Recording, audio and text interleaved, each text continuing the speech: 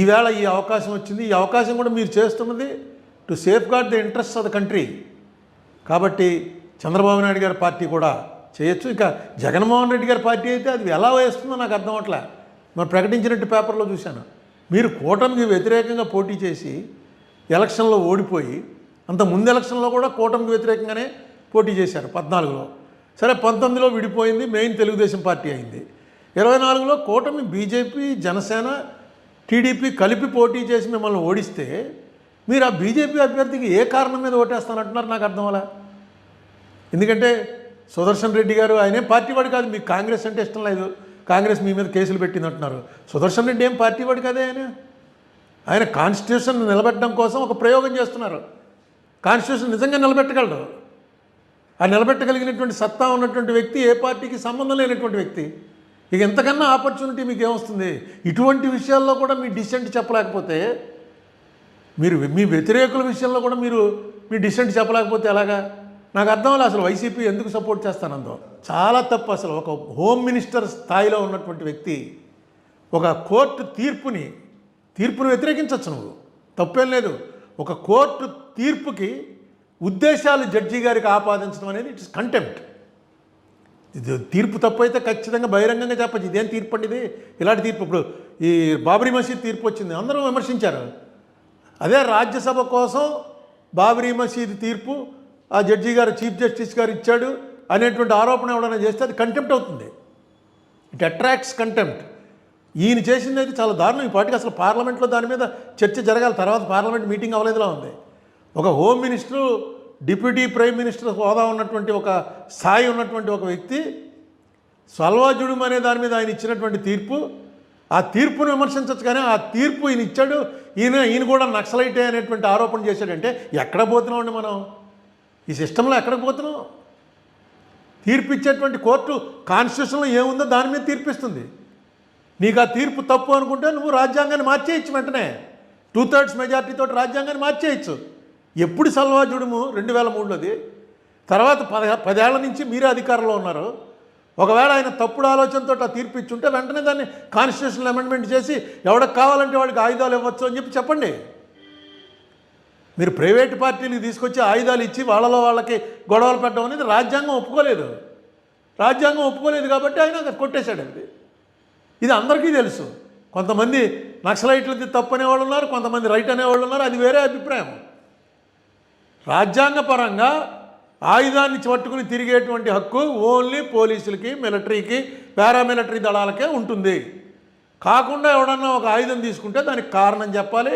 ఆ ఆయుధం తన దగ్గర ఎందుకు పెట్టుకుంటున్నాడు అన్నది గవర్నమెంట్ అప్లై చేయి, ఓహో వీడు చెప్పింది కన్విన్స్ అవుతున్నారా, కరెక్టే, వీడికి ఆయుధం అవసరం అనుకుంటే ఒక ఆయుధం ఇస్తారు. ఆ ఆయుధాలు కూడా టెన్షన్ ఏమన్నా వస్తే వెంటనే పట్టుకెళ్ళి సరెండర్ చేసేయాలి. అలాంటిది మీరు ఒక బ్యాచ్ తయారు చేసి ఆ బ్యాచ్కి ఆయుధాలు ఇచ్చి నక్సలైట్లను చంపేయడానికి ఆయుధాలు ఇస్తున్నాం అన్నారు. అది కుదరదు. అదే గవర్నమెంట్ దాంట్లో వాళ్ళందరినీ పోలీసుల కింద చేర్చుకున్నారనుకోండి, అది తప్పు, ఎవరు తప్పట్లేరు. అక్కడ ఉన్నటువంటి గిరిజనులందరినీ వాళ్ళని ఎదుర్కోవడం కోసం స్పెషల్ రిక్రూట్మెంట్ చేసి పోలీసుల కింద చేర్చుకుని వాళ్ళందరికీ ఆయుధాలు ఇచ్చుంటే ఆ గొడవ వేరు. ఇది ప్రైవేటు సైన్యం తయారు చేశారు. రేపు పొద్దున ఎవడకోడు ప్రైవేట్ సైన్యం తయారు చేసుకుంటాడు. అది నిజంగా నేను ఆశ్చర్యపోయాను. అమిత్ షా గారు లాంటి ఒక సీనియర్, ఆయన పొలిటీషియన్ నిన్న మొన్న వచ్చినవాడు కాదు, సీనియర్ మోస్ట్. అక్కడ గుజరాత్లో హోమ్ మినిస్టర్ చేశాడు, ఇక్కడ హోమ్ మినిస్టర్ చేస్తున్నాడు. ఎంటైర్ హోమ్ మినిస్ట్రీ అంటేనే పోలీసులకు సంబంధించింది, మిలిటరీకి సంబంధించింది, ఆయుధాలకు సంబంధించింది. అటువంటి మనిషి సల్వాజుడుం తీర్పు ఇచ్చినందువల్ల ఈయన నక్సలైట్ అయిపోయాడు అన్నాడు. ఎటు పోతున్నామో ఆలోచించుకోండి.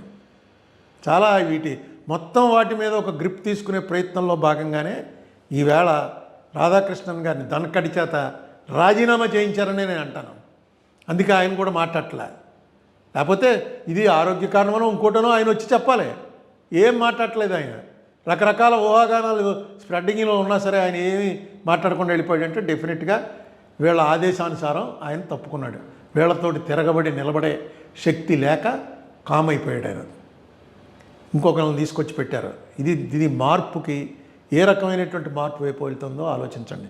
ఒక్క విషయం మర్చిపోకండి, ఆర్ఎస్ఎస్ అనేటువంటి మాతృ సంస్థ, దానికి సంబంధించినటువంటి బైబిల్, భగవద్గీత, ఖురాన్ ఏంటంటే పాంచజన్యం అని తెలుగులో ఉంది, బంచ్ ఆఫ్ థాట్స్ అని గురూజీ గోల్వాల్కర్ గారు ఏదైతే రాశారో అదే ఆదర్శం. వరసగా దాన్ని అమలు చేసుకుంటూ వస్తున్నారు.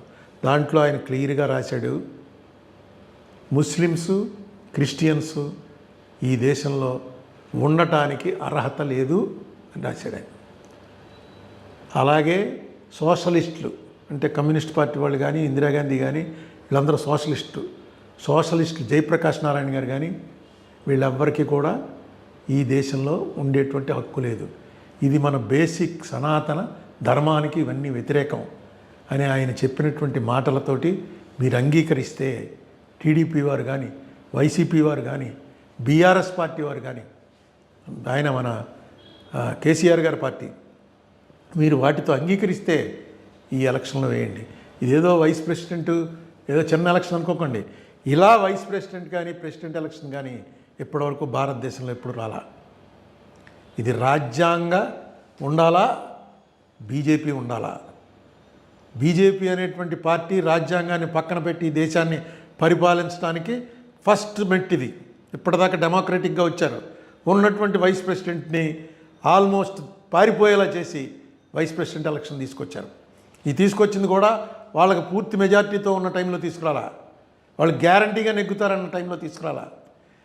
మీరు కూడా వేస్తే కానీ నెగ్గని పరిస్థితుల్లో ఈ ఎలక్షన్ తీసుకొచ్చారు. ఆలోచన చేయండి. లేదు బీజేపీ వారి ఆలోచన కరెక్టు, ఆర్ఎస్ఎస్ ఆలోచన కరెక్టు, గురూజీ గోల్వాల్కర్ గారు చెప్పింది చాలా కరెక్ట్ అని అనుకుంటే వేయండి. నేను మిమ్మల్ని తప్పు పట్టలేను, జనసేన వారు కానీ. ఎందుకంటే మీరు ఆ పార్టీలో ఐడియాలజీలో ఇప్పుడు అలాగే బీజేపీ వాళ్ళు మా ఐడియాలజీ ఇదే అంటారు. ఆ ఐడియాలజీ ఇదే అన్నప్పుడు మనం ఏమనగలం? వాళ్ళతో విభేదించి ఆర్గ్యుమెంట్ చేయగలం. కానీ మీ ఐడియాలజీ ఇదే ఉన్న వాళ్ళని ఈ దేశంలోంచి పంపించేస్తాం, అలాంటి ఐడియాలజీ ఉండటానికి వీల్లేదు, మిమ్మల్ని అసలు బతకనేమో అని అంటాం తప్పు. అది సెక్యులర్ పాలసీ కాదు. సో బీజేపీ వారు వారి ప్రచారం వారు చేసుకుంటూ వస్తున్నారు. ఇప్పుడు ఏం చేస్తున్నారంటే ట్రిక్ ప్లే చేస్తున్నారనమాట. మీ మీద ఈడీ వాడతారనో, కేసు వాడతారనో, మరొక రకంగా ఇరుకును పెడతారనో భయపెట్టి, ఏ రకంగా అయితే బ్రిటిష్ వాళ్ళు ఈ దేశాన్ని స్వాధీనం చేసుకున్నారో, ఏ రకంగా గజనీ గోరీ మొదలైనటువంటి వాళ్ళు ఇక్కడ ఉన్నటువంటి గొడవల్ని ఆసరాగా తీసుకుని వచ్చారో, ఆ రకంగా ఈ బీజేపీ ఆక్రమణ చేసేటువంటి ప్రయత్నం చేస్తుందేమోనని నా అనుమానం. చిచ్చి నీది అనుమానం, ప్రయత్నం ఏంటి? మేమంతా వాళ్ళకి సపోర్ట్ అయ్యా, ఏం ఆడుతున్నావు నువ్వు అనుకుంటే అది వేరే విషయం. కాదు ఇలాంటివి ఆపాలి అనుకుంటే ఇది right time, right opportunity. Please think over it. మీకు ఏం నచ్చితే అది సెలవు. ఇప్పటివరకు భారతదేశ చరిత్రలో ఇలాంటి ఎలక్షన్ ఇదే ఫస్ట్ టైం జరుగుతోంది. ఇది రొటీన్గా జరుగుతున్నటువంటి ఎలక్షన్ కాదు. ధన్ఖడ్ గారు ఎందుకు రాజీనామా చేశారో తెలియకుండా ఆయన పదవి నుంచి తప్పుకున్నారు. తప్పుకుంటే వచ్చింది ఈ ఎన్నిక. డెఫినెట్గా మోడీ గారితో డిఫర్ అయ్యే ఆయన తప్పుకొని ఉంటాడని అనుకోవాలి. ఎందుకంటే మోడీ గారితో డిఫర్ అవ్వకపోతే రాజీనామా చేయవలసినంత పని లేదు. ఒంట్లో బాగోపోతే 4 రోజులు ట్రీట్మెంట్ తీసుకుంటారు. డిప్యూటీ చైర్మన్ నడుపుతాడు. అసలు యాక్చువల్గా డిప్యూటీ చైర్మన్లే నడుపుతారు.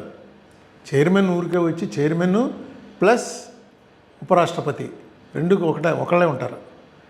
వాళ్ళు వచ్చి కూర్చుని కాసేపు ప్రభుత్వాన్ని కాన్స్టిట్యూషనల్ హెడ్గా వచ్చి కూర్చుని నడిపి వెళ్ళిపోయిన తర్వాత డిప్యూటీ చైర్మనే నడుపుతూ ఉంటారు. ఈయన ఎందుకో హఠాత్తుగా ఇప్పటివరకు ఆ సస్పెన్స్ అలాగే ఉంది. ఇల్లు కూడా ఖాళీ చేశారని మొన్న వచ్చింది.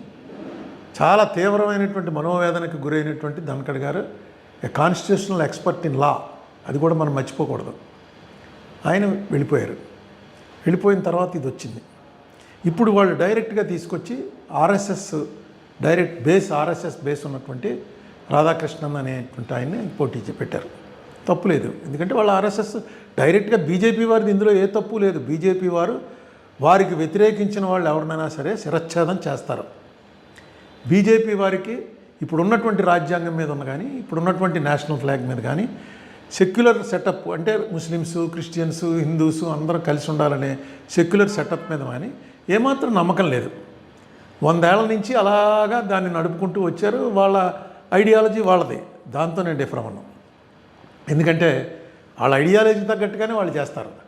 కానీ వాళ్ళ ఐడియాలజీలో ఏవైతే పాయింట్లు వాళ్ళు చెప్తున్నారో ఆ పాయింట్లతోటి డిఫర్ అయినటువంటి వాళ్ళు కనుక వాళ్ళకు ఓట్లేస్తే, మీరు బ్రిటిష్ వాళ్ళతోటి లేకపోతే మొహమ్మద్ గజనీతోటి కలిసిపోయినటువంటి వాళ్ళని ఏ రకంగా అయితే ఇప్పటికి కూడా మన చరిత్రలో చాలా ద్రోహుల కింద చూస్తున్నామో, రేపొద్దున మిమ్మల్ని కూడా అలాగే చూస్తారు. ఈవేళ ఇంత క్రూషియల్ ఎలక్షన్స్లో సుదర్శన్ రెడ్డి గారు నిలబడుతున్నారు. నిలబెట్టుతున్నటువంటి మనిషి ఏ పార్టీకి చెందినవాడు? ఆ సోషలిస్ట్ భావాలు ఉన్నటువంటి వాడు, సెక్యులర్ భావాలు ఉన్నటువంటి వాడు. ఆయనతో నాకు స్వల్ప పరిచయం. ఈ మధ్య కాలంలోనే 2-3 మీటింగుల్లో కలిసి పాల్గొన్నాం. అవగాహన ఉన్నటువంటి వ్యక్తి. నెక్స్ట్ కాన్స్టిట్యూషనల్గా ఎక్స్పర్ట్. ఎందుకంటే సుప్రీంకోర్టు జడ్జిగా రిటైర్ అయ్యారు. Constitutional expert. కాన్స్టిట్యూషన్ అనేది ఫింగర్ టిప్స్ మీద చెప్పగలిగినటువంటి సమర్థత ఉన్నటువంటి వ్యక్తి. ఈవేళ ఆయన్ని కూటమికి వ్యతిరేకమైనటువంటి అభ్యర్థిగా నిలబెట్టారు. ఇప్పుడు మన స్టేట్లో ఉన్నటువంటి అందరు ఎంపీలు కూడా ఆయనకు ఓటేయడానికి ఎలాంటి అభ్యంతరం ఉండదు. ఎందుకంటే అదేంటంటే కూటమిలో మేము భాగస్వాములం కదా అని టీడీపీ వారు అనుకోక్కర్లేదు. ఎందుకంటే ఆ పార్టీ పేరే తెలుగుదేశం పార్టీ. ఈ తెలుగు వాళ్ళ కోసం, వాళ్ళ ప్రైడ్ కోసం ఎన్టీ రామారావు గారు పెట్టినటువంటి పార్టీ. ఎప్పుడైతే తెలుగు అభ్యర్థి సుదర్శన్ రెడ్డి గారు పోటీ చేస్తున్నాడో మాకు ఈ పార్టీలు ఇవన్నీ కాదండి, మా తెలుగుదేశం పార్టీ సుదర్శన్ రెడ్డి గారికే ఓటేస్తాం మేము అని చెప్పి డైరెక్ట్గా వేయచ్చు. ఎందుకంటే ఇది సీక్రెట్ ఓటు. ఒకవేళ డైరెక్ట్గా వేయటం ఇష్టం లేకపోతే మీరు పార్టీలో నిర్ణయం తీసుకుని ఎవరెవరికి ఓటేశారో ఏం తెలియదు. దీంట్లో విప్పులు ఉండవు. పార్టీ విప్పుకు వ్యతిరేకంగా ఓటేశారని విప్పు ఉండదు. అంతేకాదు ఎవరికేసారో కూడా తెలియదు. బహుశా మా తెలుగుదేశం వాళ్ళంతా మా పార్టీ అది కదండి అందుకుని అలా వేసామని చెప్పేసి అనొచ్చు. తెలుగుదేశం ఎందుకంటే ఇలాంటిది ఒక ప్రెసిడెంట్ నాకు గుర్తుండి ప్రతిభా పాటిల్ గారు పోటీ చేసినప్పుడు శివసేన పూర్తిగా కాంగ్రెస్కి తీవ్రమైనటువంటి వ్యతిరేకంలో ఉంది. ఎందుకంటే మేము అప్పుడు ఎంపీలం. అపోజిషన్ బెంచ్లో మెయిన్ గట్టిగా మాట్లాడే వాళ్ళంతా శివసేనలోనే ఉన్నారు. వాళ్ళు కాంగ్రెస్ క్యాండిడేట్ని పెడితే ప్రతిభా పాటిల్ గారిని, అదే యూపీఏ క్యాండిడేట్ని, వాళ్ళు ఓటేస్తాం డైరెక్ట్గా చెప్పారు. ఏంటంటే మాది మహారాష్ట్ర, ఆవిడది మహారాష్ట్ర, మా మహారాష్ట్ర ప్రైడ్ కోసమే శివసేన వచ్చింది, అందుకని మేము డైరెక్ట్గా వేస్తున్నామని if I remembrance is correct వాళ్ళు వేశారు. అలాగా ఇలాంటివి చాలా ఉన్నాయి ప్రెసిడెంట్లు. సో తెలుగుదేశం పార్టీకి సంబంధించినటువంటి ఎంపీలు ఏమాత్రం మొహమాటం లేకుండా, ఎవరితోటి ఏ తగువు లేకుండా సీక్రెట్గా వేసి రేపు సుదర్శన్ రెడ్డి గారికి ఓటేసి వచ్చేయచ్చు.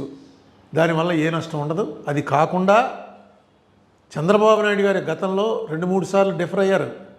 బీజేపీ వారితో చాలా స్ట్రాంగ్గా డిఫర్ అయ్యారు. ఈ దేశంలో చంద్రబాబు నాయుడు గారు విమర్శించినంత స్ట్రాంగ్గా మోడీ గారిని, బీజేపీని విమర్శించినటువంటి మరొక నాయకుడు లేడు, at least in South India. Is not a Congress man, is a TDP man. Congress మ్యాన్గా ఉన్నప్పుడు విమర్శించడం వేరు.